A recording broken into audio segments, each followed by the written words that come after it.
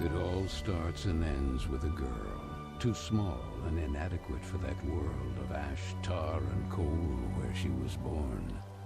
When her mother died suddenly, the little girl, with only the company of a stuffed friend she would soon forget, found herself all alone on an icy bench, waiting for the carriage that would take her to the austere Bunny Hall. Luckily, even if that place turned out to be very hostile for her, there she met Carole, who like her was small and inadequate, so the little girl began to feel less alone, until, on a day like many others, Carole would leave Bunny Hall for good, so the little girl fell prey to despair again. After all, in a world made of ash, tar, and coal, furiously ticking away like a crazed clock, what can a little girl do? All by herself.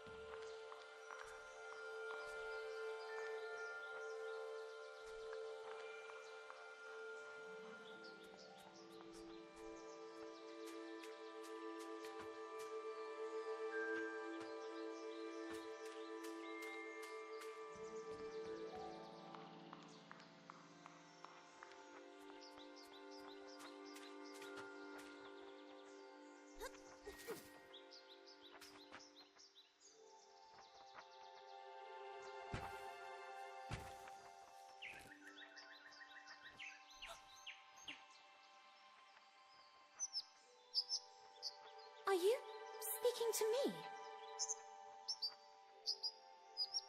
Princess? No, I mean... I believe so.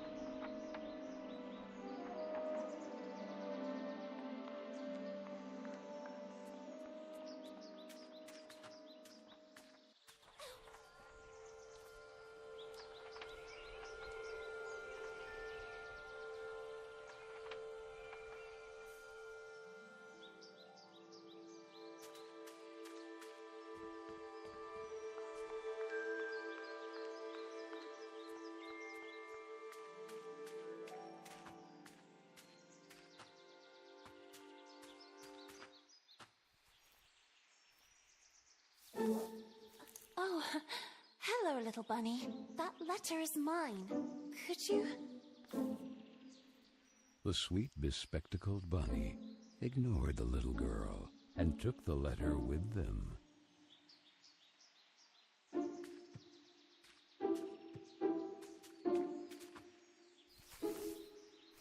I beg you, would you be so kind as to give it back to me? The little girl began to get impatient.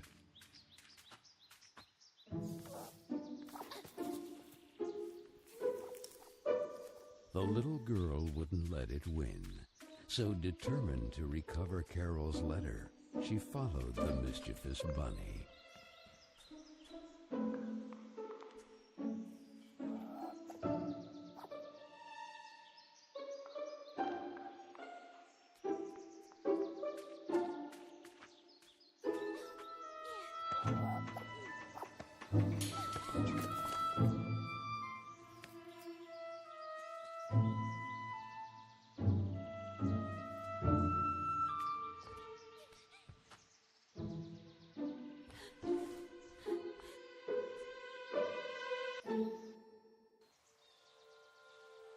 What place is this?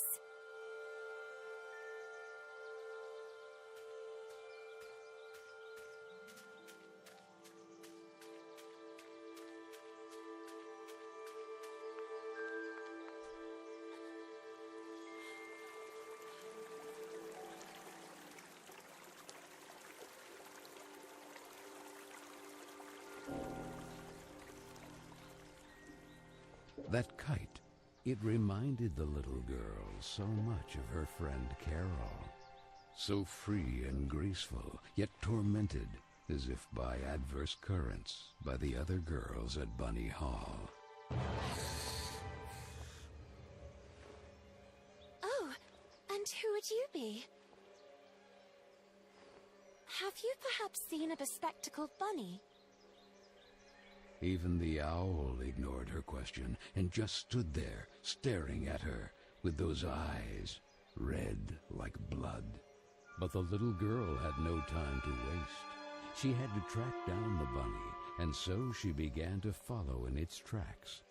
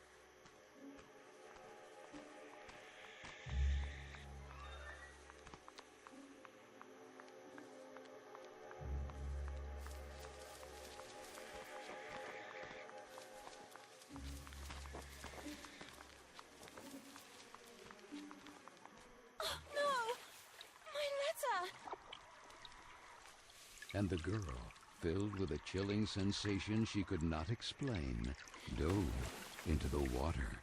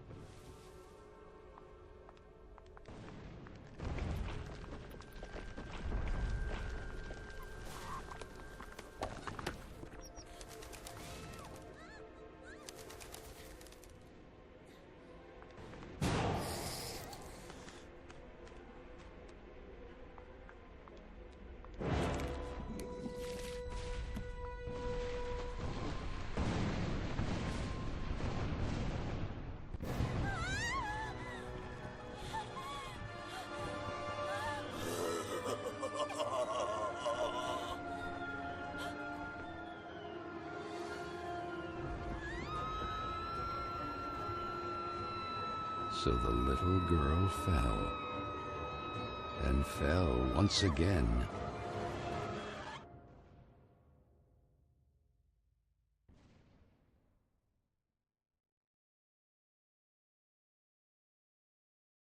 And while the man with the tar hat stood grinning, her thoughts drifted to that mysterious figure in the window of Bunny Hall, who silently stood watching her as she was swallowed up in her abyss.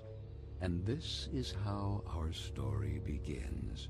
A letter, a roar, then a daring plunge, and a little girl, too small and inadequate for that world of ash, tar, and coal of which she was a part.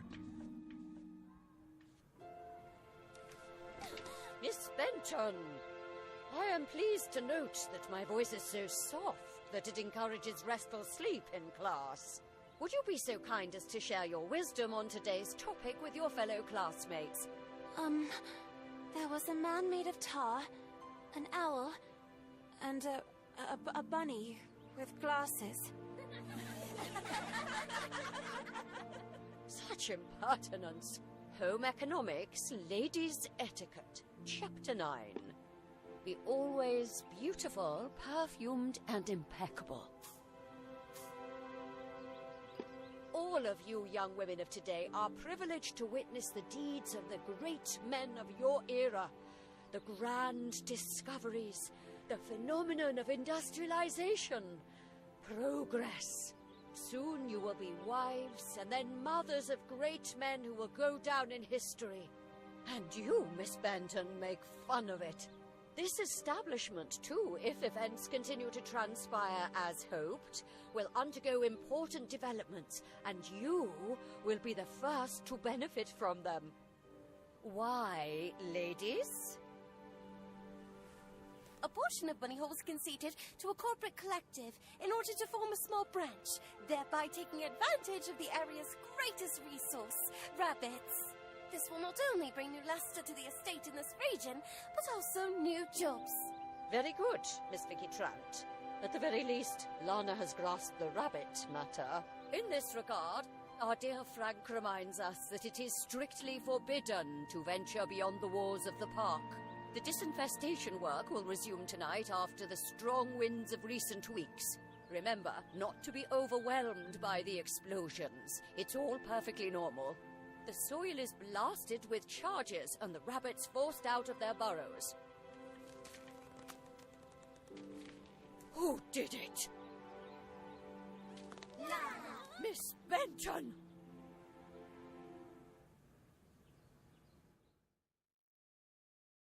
I'm weary of you, miss. Ungrateful, arrogant troublemaker. Why is it so difficult for you to behave like all the others?